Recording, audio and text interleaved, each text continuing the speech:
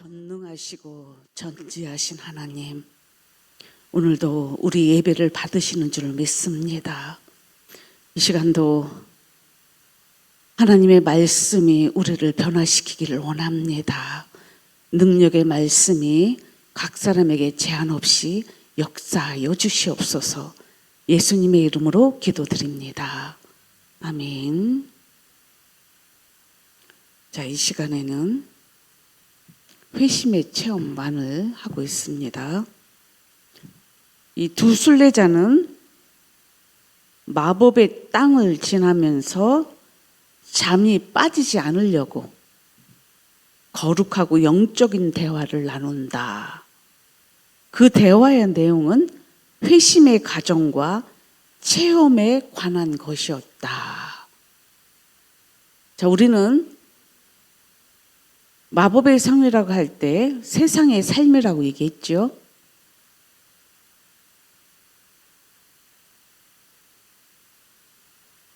그런데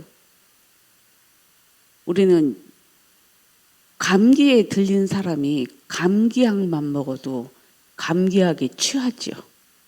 우리 육체가. 여러분들의 영혼도 이 세상에, 이 세대 속에서 많은 사람들을 대하면서 살아갈 때에 세상의 영, 마귀의 영에 여러분들이 취할 때가 많다 이 말이에요. 그래서 정신을 차리고 깨어 기도하라고 말씀하시는 거예요. 오늘도 여러분들의 육체도, 여러분의 생각도, 여러분의 감정도 여러분들이 어찌할 수 없다면 여러분은 더 하나님 앞에 단단히 붙잡혀 있어야 돼요. 사랑의 줄로 나를 꽁꽁 매서서 이런 찬양도 하잖아. 오늘 여러분들이 주님 안에 꼭 붙어 있으려고 오신 줄 믿어요. 자, 오늘 6번째, 은혜를 깨닫는 첫 걸음은 무엇입니까? 자, 로마서 6장 21절에서 23절 읽어보겠습니다. 너희가 그때에 무슨 열매를 얻었느냐? 이제는 너희가 그 일을 부끄러워하나니 이는 그 마지막이 사망임이라. 그러나 이제는 너희가 죄로부터 해방되고 하나님께 종이 되어 거룩함에 이르는 열매를 맺었으니 그 마지막은 영생이라. 죄의 삭은 사망이요 하나님의 은사는 그리스도 예수 우리 주 안에 있는 영생이니라. 자, 은혜를 깨닫는 첫 걸음이라고 그랬습니다. 21절 말씀에 보면은 너희가 그때에, 그러면 은혜를 받기 전의 상태를 얘기합니다. 그러면 이 은혜는 우리가 너무 잘 아는 말씀이지요. 하나님이 세상을 이처럼 사랑하사 독생자를 이 땅에 보내주시고 예수 그리스도께서 우리 죄를 위해서 십자가에 죽으시고 또한 부활하사 하늘에 승천하셔서 우리에게 성령을 보내주셨지요. 이것이 은혜입니다. 이것이 믿어지고 깨달아진 자에게 지금 두 크리스천과 소망이는 이 세상 가운데에 이 은혜로 살고 있다라는 뜻이에요. 그런데 처음에 너희가 이 은혜를 몰랐던 너희는 그때에 어떤 열매를 맺었었냐? 죄의 열매들을 맺고 살았다는 뜻입니다. 지금도 여러분들이 이 은혜가 온전히 여러분들 안에 이루어지지 않으면, 십자가를 통과하지 않으면 여전히 여러분들 안에는 죄의 열매가 나와요. 그래서 지금 이 크리스찬과 소망이는 이 은혜의 첫 걸음이 이제는 얼마나 큰 은혜였는지 깨닫는 거예요. 만약에 이 은혜가 그들에게 임하지 않았다라면 이들은 여전히 무슨 열매를 맺고 살아요? 죄의 열매를 얻었을 것이다. 이제는 너희가 그 일을 부끄러워한다. 여러분, 죄가 이제 부끄럽나요? 죄에 진 게 억울하지 않나요? 그렇죠. 여러분은 이제는 죄의 모양도 싫어져야 되고, 그리고 죄에 진 것을 억울하게 생각해야 돼. 부끄러워해야 돼. 그 마지막이 무엇이라고 돼 있습니까? 사망. 그래서 죄의 싹은 사망이다. 23절의 말씀에 정확하게 그리스도 예수 안에 있는 우리는 뭐예요? 영생이 있다. 여러분, 세상 사람들이 우리를 부러워해야 돼. 아멘이 왜 죽어? 세상 사람들이 우리를 부러워해야지. 왜 여러분들이 세상을 부러워해요? 이건 아직 은혜를 몰라서 그런 거예요. 세상이 부럽다면 여러분들은 아직도 죄가 해결되지 않았다는 결과물이야. 이게 아멘으로 안 된다면. 왜? 아직도 세상이 더 소중해 보이고 커 보이고 그거 못 이루어서 아직도 눈이 시뻘겋다면, 여러분들 마음에 갖고 싶어하는 마음이 여전히 있다면 여러분들은 아직 은혜를 모르는 자들입니다. 이 은혜 속에 하나님의 사랑이 그 안에 가득한 자들은요, 죄가 부끄럽습니다. 이제는 영생이 우리 안에 있기 때문에 그 은혜로 인하여 우리 안에 사랑과 희락과 화평과 오래 참음, 자비, 양성, 충성, 온유, 절제의 열매가 주렁주렁 새롭게 날마다 나오니 이 얼마나 큰 은혜예요. 여러분, 에덴에서는 하나님께서 선악과 외에 이 모든 나무의 열매들을 다 따먹으라고 얘기했죠. 그런데 이제 죄로 인하여 이제는 그 따먹을 게 없기 때문에 세상 사람들이 이것저것 주워 먹느라고 난리도 아니요. 불쌍하잖아. 근데 우리는 하나님께서 우리에게 다시 영생 예수 그리스도를 주셨잖아요. 성령을 주셨잖아요. 그래서 그 안에서 우리는 진정한 영생이 우리 안에 이루어진 자들이란 말이야. 그래서 우리는 행복한 사람들이고 세상이 우리를 따라 할 수도 없고 할 수도 없음이에요. 그래서 저들이 우리를 부러워해야 되는 거예요. 너희는 그의 나라와 그의 의를 구하라. 그리하면 이 모든 것을 너에게 더해 주신다고 약속한 그 약속이 이루어진 겁니다. 자, 이 은혜를 깨달아서 출발한 그리스도인들은 이게 축복이지만 여러분들도 여전히 자기를 돌아보세요. 내가 정말 예수님이 믿어지고 깨달아지고 내가 죄인임을 안 사람들은 이때부터는 견딜 수가 없는 거예요. 자, 답을 봅시다. 은혜에 깨닫는 첫걸음은 죄의 각성이다. 그리고 죄에 대한 하나님의 심판을 깨닫고 구원을 찾으며 구하는 것이다. 여러분, 아직도 십자가를 통과하지 못한 자들이 있습니다. 그런 자들은 날마다 찾고 구하고 두드려야 됩니다. 그건 누가 해야 되는 거예요? 죄인인 내가 해야 되는 거예요. 구원받은 의인은 성령 안에서 이 9가지 열매로 늘 충만하게 살아갈 수 있어요. 그러나 죄인인 여러분 각자 한 사람 한 사람은 날마다 예수 그리스도를 찾고 구하고 두드려야 돼요. 이걸 안 하고 여러분 은혜로 예수 그리스도께서 여러분에게 영생을 주셨습니다. 믿으십니까? 그러면 그냥 아무것도 모르고 아멘 하는 사람이 있고 네 그렇게 믿고 확신하는 사람이 있어. 여러분 믿음은 구원을 이루는 날까지 찾고 구하고 두드리는 시간이 필요해요.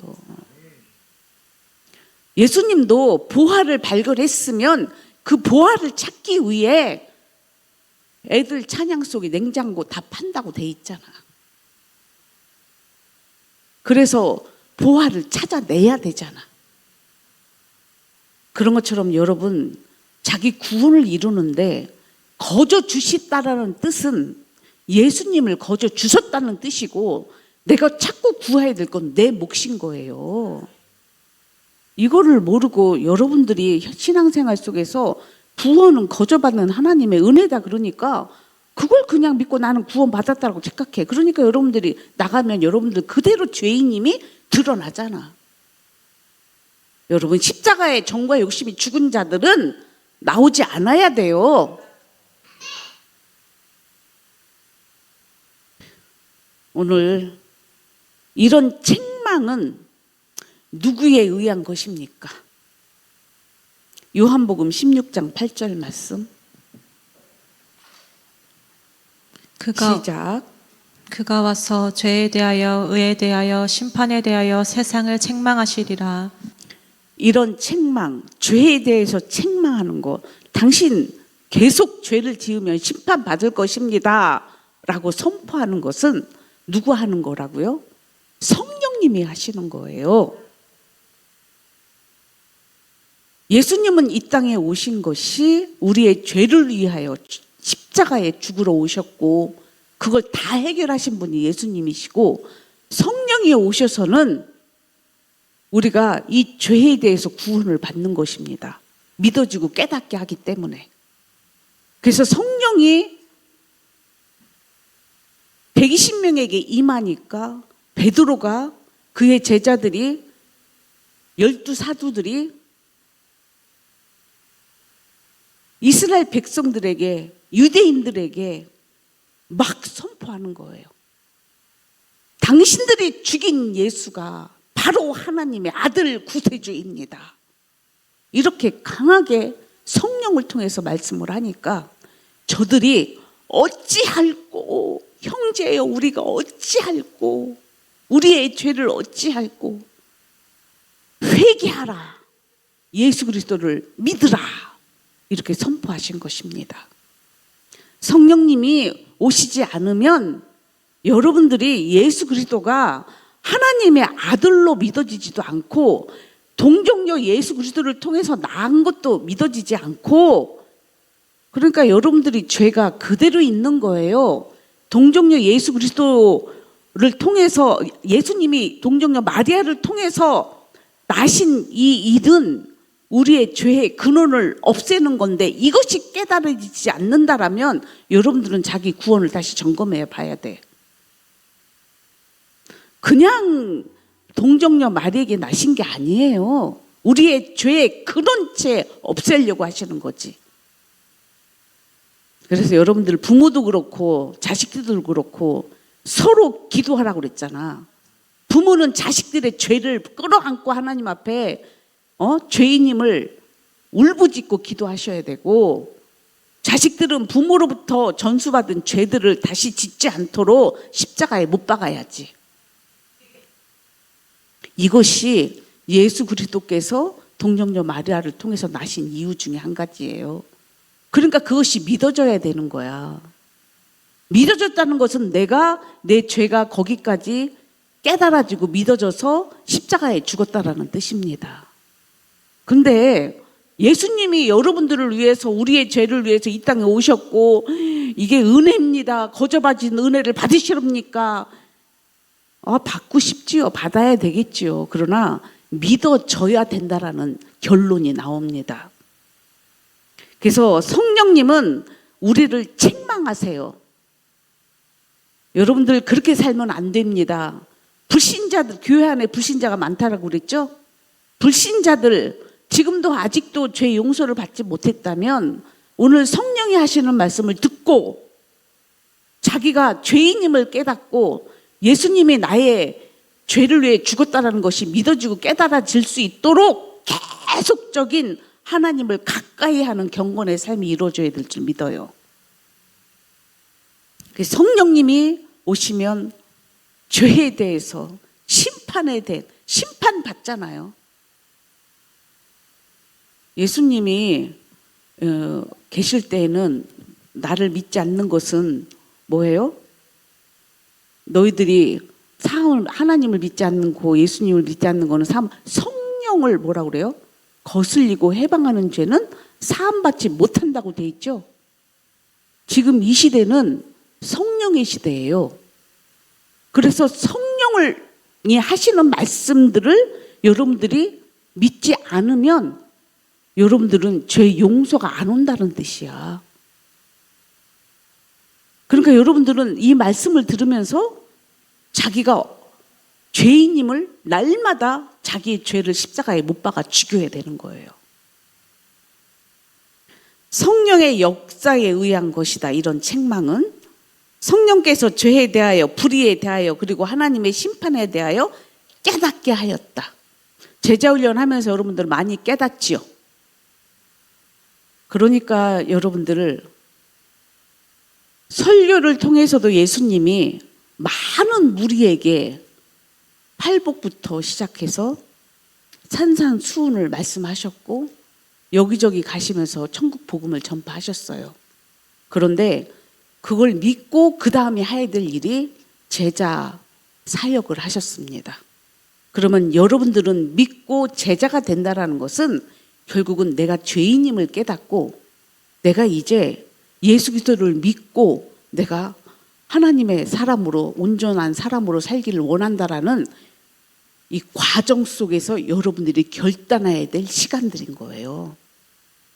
제자 훈련이라는 것이 없으면 여러분들은 결국은 온전한 믿음이 될 수가 없습니다.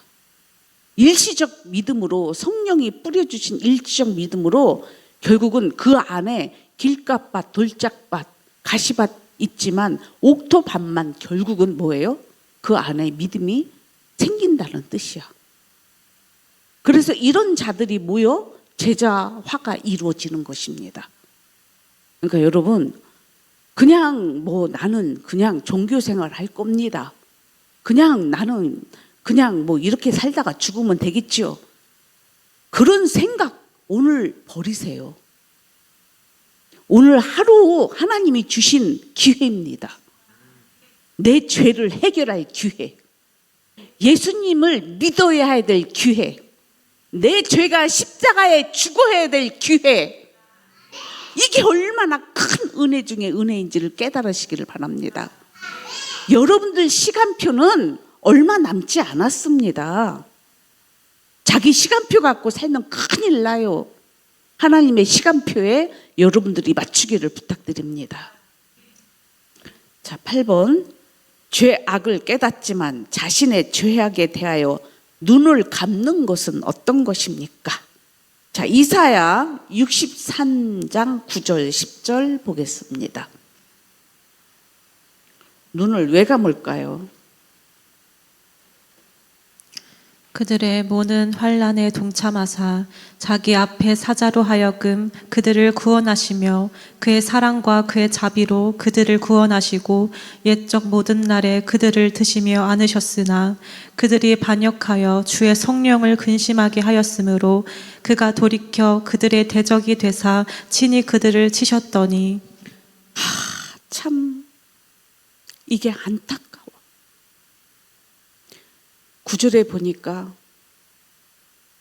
그들의 모든 환난에 동참하사 자기 앞에 사자로 하여금 그들을 구원하시며 그의 사랑과 그의 자비로 그들을 구원하시고 옛적 모든 날에 그들을 드시며 안으셨으나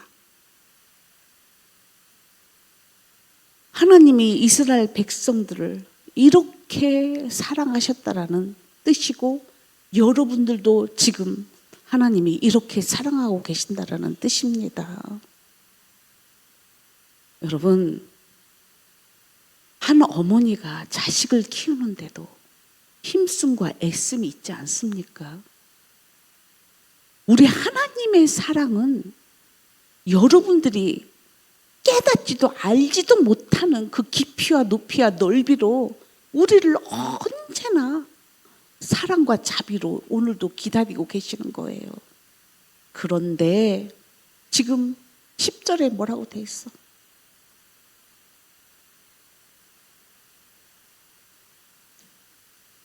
그들이 반역하여 주의 성령을 근심하게 하였으므로.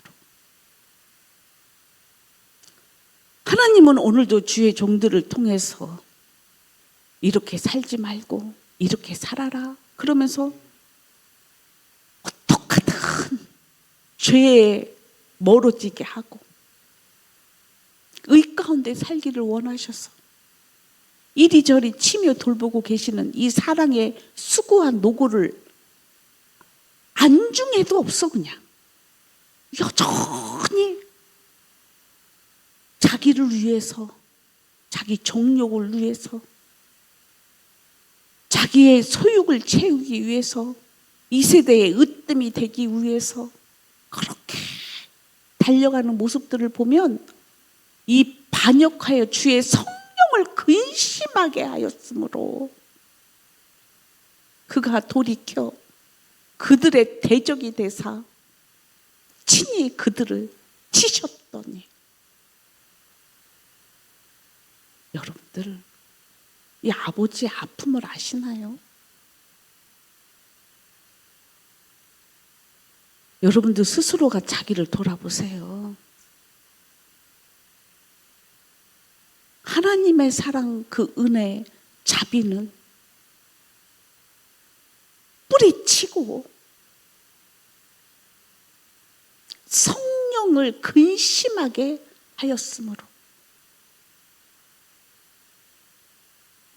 여러분들은 순간순간 결정하는 모든 것들이 하나님의 뜻입니까? 아니면 여러분들의 목적이 있습니까? 기쁨으로 하는 거나 억지로 하는 거나 하나님은 다 아시겠죠?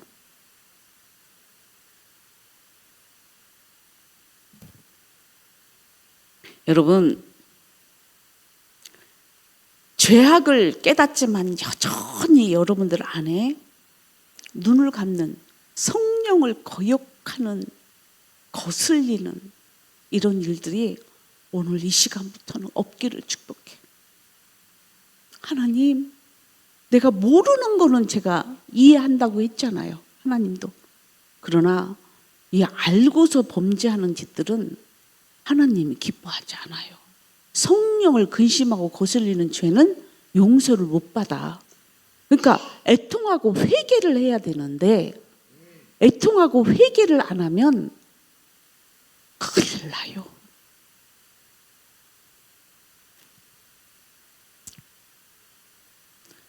답을 보면 성령의 역사에 대해서 눈을 감는 것이다.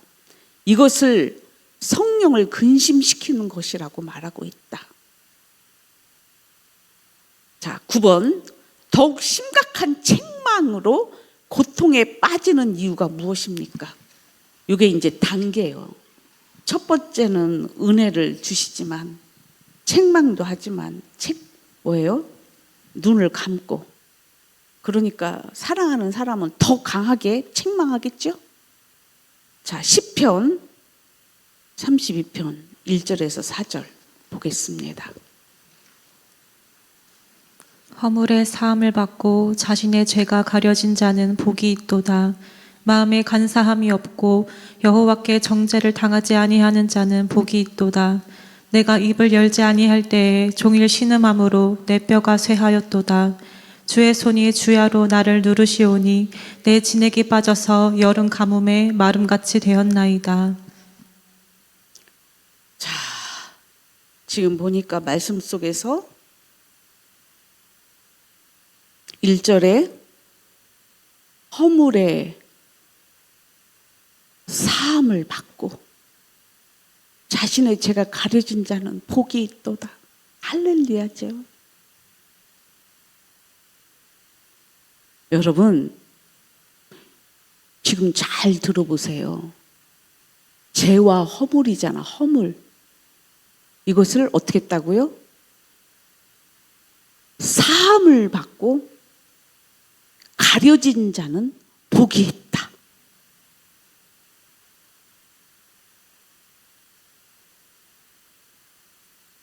사람들은 기도를 하지만 자기 죄가 사함 받았는지 안 받았는지를 알지요. 여러분 스스로는. 어떤 때는 하루 종일 기도를 해도 자기 안에 죄가 그대로 있음도 알지요. 그런데 지금 결론부터 내고 얘기하잖아. 허물의 사함을 받고 자신의 죄가 가려진 자는 복이 있도다. 이 말은 복 받았다라는 뜻이야. 용서를 받았기 때문에. 죄와 허물을 용서받았다. 누가? 다윗이 지금 하나님 앞에 기도하고 이 용서를 받았기 때문에 복이 있다라고 얘기해. 그러니까 여러분 시편의 첫 번째가 뭐예요? 복 있는 사람은 나오잖아. 세상 복을 얘기하는 게 아니에요. 이 복은 죄의 용서를 받은 자가 복이 있다라는 뜻이야. 우리는 십자가 통과한 자는 복 있는 사람이에요. 그래서 세상이 우리를 부러워해야 된다라는 뜻이야. 저 죄인들을 우리가 왜 따라하고 왜 부러워하는데. 그래서 여러분들은 지금 죄만 없으면 우리는 당당해지는 거예요. 마귀 앞에서 우리는 담대해질 수 있다 이 말이죠. 그런데 이 죄와 허물이 그대로 있으니까 거기서는 죄의 열매만 계속 나와. 요런 방법 저런 방법 요런 방법 저런 방법 계속 죄만 나와. 죄는 죄만 나와요. 그런데 다윗은 하나님 앞에 자기 죄가 드러났잖아. 간음죄 살인죄를 졌기 때문에. 드러났기 때문에 어떻게 해요? 하나님 앞에 바짝 엎드려서 살려달라고 기도했잖아요. 그래서 용서를 받았지요. 십자가에 죽었지요. 그러면 복이 있는 거예요. 여러분 복 있는 사람입니까? 세상 복 받으라고 많이들 얘기해. 난 그런 얘기 들으면 몰라서 하는 말들은 이해는 하지만 저는 하나님을 복을 이미 받았고 누리는 자 줄 믿어요. 할렐루야죠. 그래서 여러분들도 그 복 누리라고, 그 복 받으라고, 죄 용서 받으라고 예수님을 전파하는 것입니다. 자, 그 다음 말씀 봅시다. 마음에 간사함이 없고 여호와께서 정죄를 당하지 아니하는 자는 복이 있도다. 마음의 간사함. 여러분 사람 마음들을 가만히 보면은 얼마나 간사한지 몰라. 이게 요즘에는 이제 많이들 벗어나서 이제 가끔씩 나오는 사람도 있고 여전히 간사한 마음, 이중적인 마음을 갖고 요리조리 이제 뭐예요? 자기 표현들을 하는 사람을 볼 때에 참 마음이 아프지요. 마음에 간사함이 없다라는 이 뜻은 결국은 뭐예요? 하나님 앞에 아까 얘기한 것처럼 회개의 영이 그를 사로잡았다는 뜻이야. 이제 죄가 싫은 거예요. 죄의 결과를 안 거야. 왜? 나단 선지자가 다윗에게 와가지고 당신 이런 죄를 졌기 때문에 죽을 것입니다 얘기를 해. 그런데 하나님은 죽이려고 했었어요. 그런데 어떻게 해요? 바짝 엎드려서 하나님 앞에 회개했기 때문에 살려주신 거잖아. 여러분 이 간사함이 없다라는 말은요, 여러분들 살라고 얼마나 이중적으로 미안해, 부부간에도 어떻게 해요? 여보 미안해 하라는 건 애들도 마찬가지야. 미안해 해야 되잖아, 잘못한 애들이.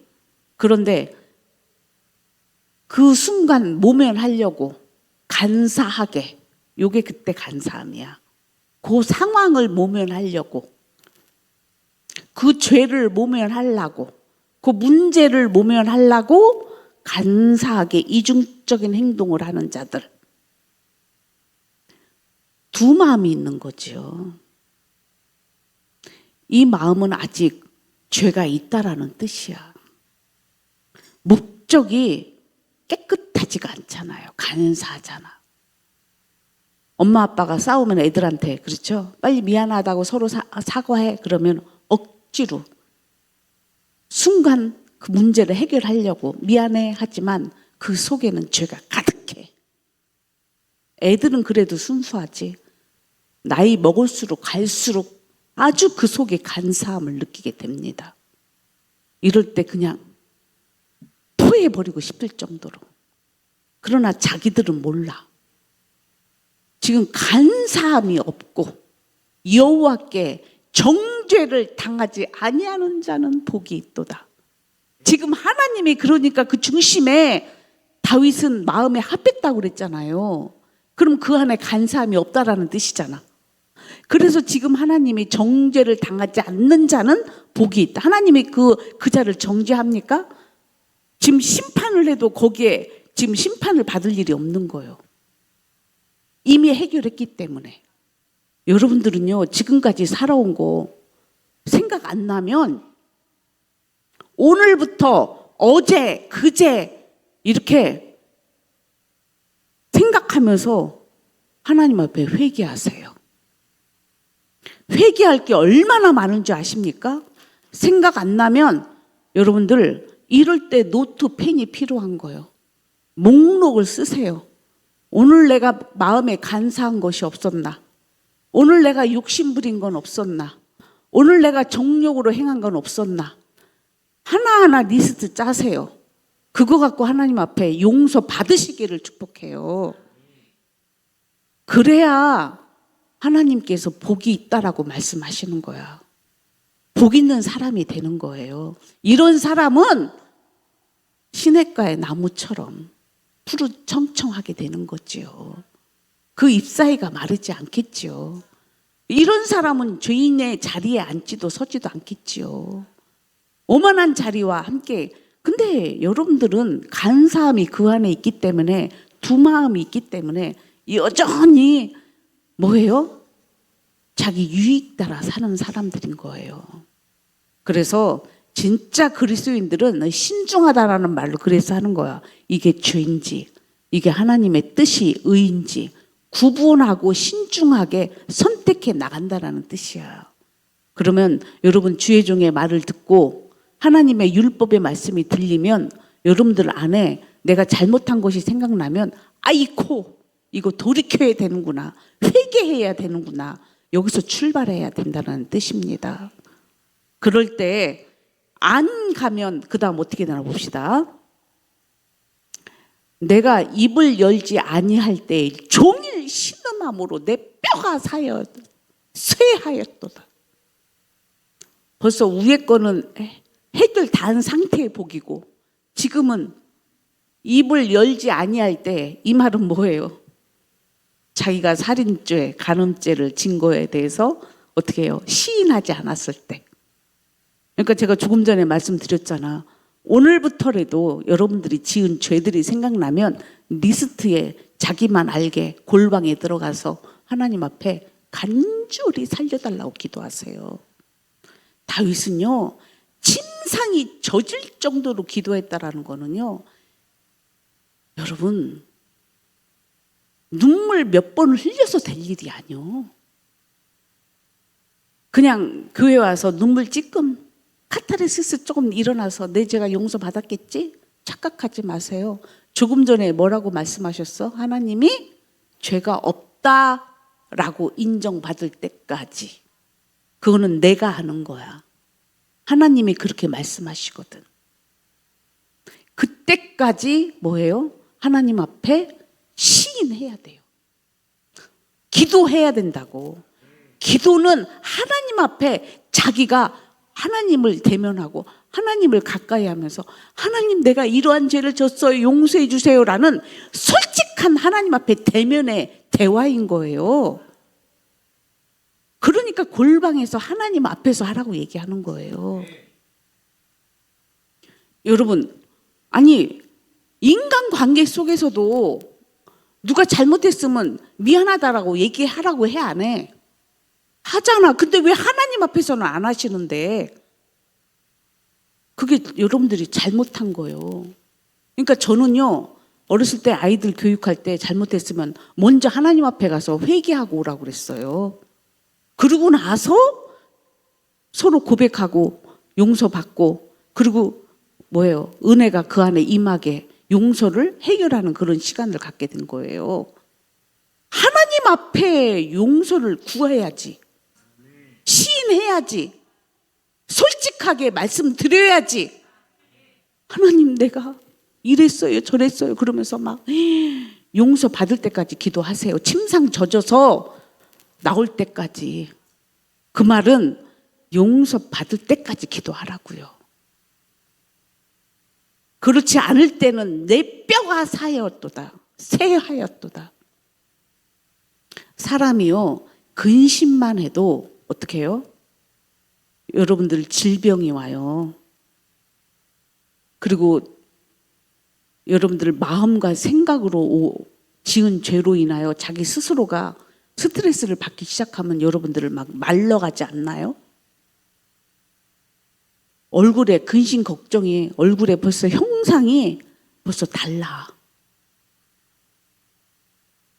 그러니까 지금 내가 입을 열지 않았을 때, 회개하지 않았을 때는 내 뼈가 사였도다. 쇠하였도다. 자, 그 다음 말씀 봅시다. 주의 손이 주야로 나를 누르시오니 내 진액이 빠져서 여름 가뭄의 마름같이 되었나이다.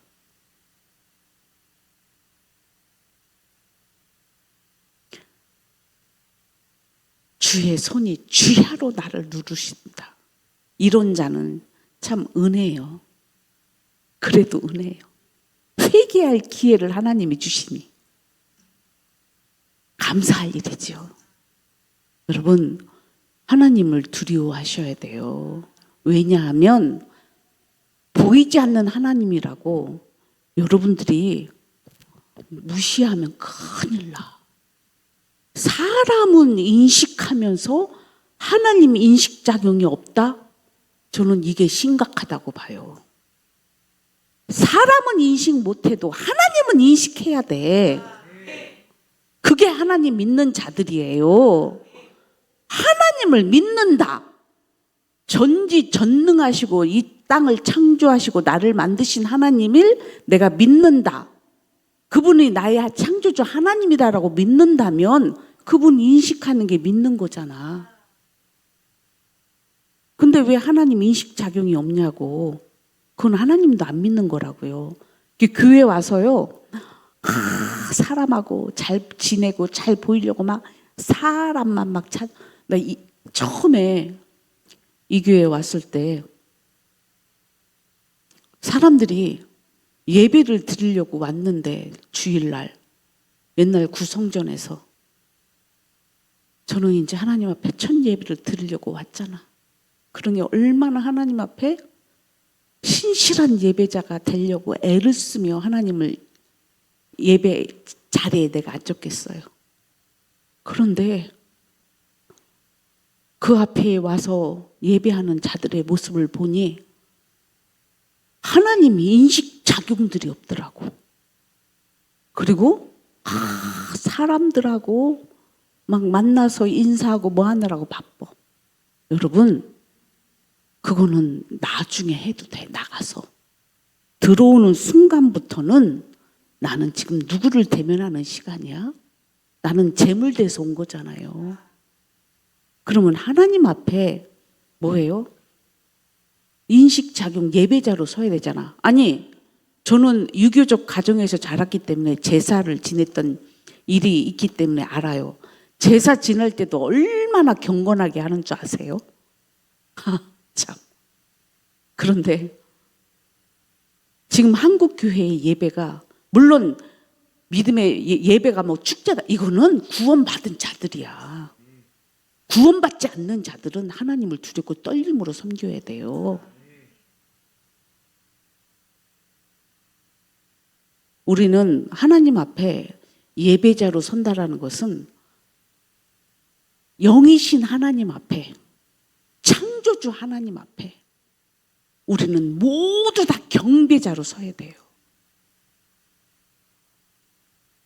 이것이 없이 하나님 인식 작용도 없이 산다면 여러분들은 불신자야. 유대인들은 그래도 하나님을 믿어. 유대인도 만도 못한 거지. 그러니까 예수님이 바리새인도 만도 못하면 천국까지 못한다라는 말을 하시는 거예요. 왜?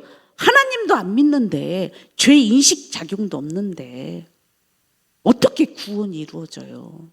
그러니까 전능하사 천지를 만드신 하나님 아버지를 내가 믿사오며 그 외아들을 우리 주 예수 그리스도를 믿사오니 이는 성령으로 잉태하사 동정녀 마리에게 나시고 본디오 빌라도에게 고난을 받으사 십자가에 못 박혀 죽으시고 장사한 지 사흘 만에 죽은 자 가운데에 다시 살아나시며 하늘에 오르사 전능하신 하나님 우편에 앉아 계시다가 저희로서 산 자와 죽은 자를 심판하러 오시리라. 성령을 믿사오니 이는 거룩한 교회와 성도가 서로 교통하는 것과 죄를 사하여 주시는 것과 몸이 다시 사는 것과 영원히 사는 것을 믿습니다. 이게 그리스도인이야. 이 고백이 나와야 돼. 그런데 지금 조금 전에 보니까 하나님 인식 작용이 없으면 죄를 꽁꽁꽁꽁꽁꽁꽁꽁 숨겨놔요. 그러나 오늘 하나님의 은혜가 다윗에게 임해서 회개하는 은혜를 주신 거야. 책망이 더 강하게 나아갈 때는 그를 하나님이 사랑한다라는 증거예요. 사랑하니까 돌이켜라. 사랑하니까 돌아와라. 사랑하니까 회개해라. 지금 하나님이 지금 여러분에게 그러고 계시는 거예요. 그럴 때 여러분들이 하나님 앞에 철저히 회개를 하게 되면 여러분들의 허물이, 죄가 용서를 받고 하나님이 복 있다 이렇게 허락하실 줄 믿습니다. 그래서 이 그리스도인들은요, 이걸 너무 잘 알기 때문에 세상 가운데에 살면서 늘 누구의 은혜를 잊지 않냐면 성부, 성자, 성령의 은혜를 잊지를 못해요. 자, 한번 답을 봅시다. 성령께서 죄를 깨닫는 성도를 더욱 강하게 하시는 것이다. 그래서 온전한 회심으로 나아오도록 역사하시는 것이다. 이로 인하여 심령의 죄를 미워하는 성질을 형성시키는 것이다. 여러분들 안에 죄가 미워져야 되는 거야. 근데 죄를 즐겼었어. 맨 처음에는 그랬지. 근데 이제는 죄가 싫어. 더 싫어져서 죄를 거부해야 돼. 그거를 주님은 뭐라고 말씀하시냐면, 또 신약 성경의 사도들은 뭐라고 얘기했냐면 죄를 대적하라고 내와요. 이게 여러분들이 죄를 미워해야 될 이유 중에 한 가지야. 왜냐하면 그 죄는 우리에게 사망을 주기 때문에. 그 죄는 모든 것을 다 멸하기 때문에. 우리를 살리시려고 하나님은 그 죄의 모양도 버리라고 말씀하시는 거예요. 그래서 이제는 죄의 근성들이 십자가에 죽고 죄를 이제는 거부하고 대적하는 여러분 되기를 축복합니다. 아멘. 기도합시다. 오늘도 살아계셔서 한 사람 한 사람 하나님의 말씀으로 온전케 하시는 줄 믿습니다. 이제 이들이 죄에서 나와 의의 길로 가고 하나님과 하나 되는 삶을 인도하시려고 오늘도 말씀하셨는데, 믿고 듣고 행하는 자가 되게 하여 주시옵소서. 예수님의 이름으로 기도드립니다. 아멘.